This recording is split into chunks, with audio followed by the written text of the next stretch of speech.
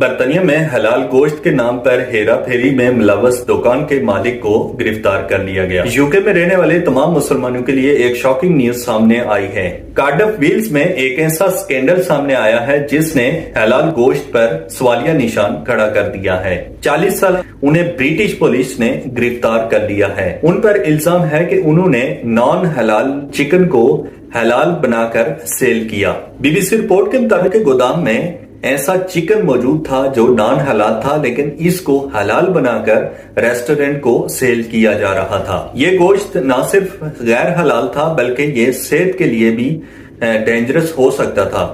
عدالت میں اس کیس کی سماعت ہوئی جہاں پر یہ بات سامنے آئی کہ کارڈف کے مختلف ریسٹورنٹ میں یہی غیر حلال اور مضر صحت چکن حلال کے نام پر لوگوں کو کھلایا جا رہا ہے۔ عدالت کے جج نے واضح الفاظ میں کہا کہ حلیم میاں کو 10 سال کی قید کی سزا ہو سکتی ہے اور جب تک فیصلہ نہیں آتا وہ پولیس کی کسٹڈی میں رہیں گے۔ ایک جوری نے 3 گھنٹے کی مسلسل غور و فکر کے بعد حلیم میاں کو دھوکہ دہی اور فوڈ سیفٹی چارجز میں گلٹی قرار دیا۔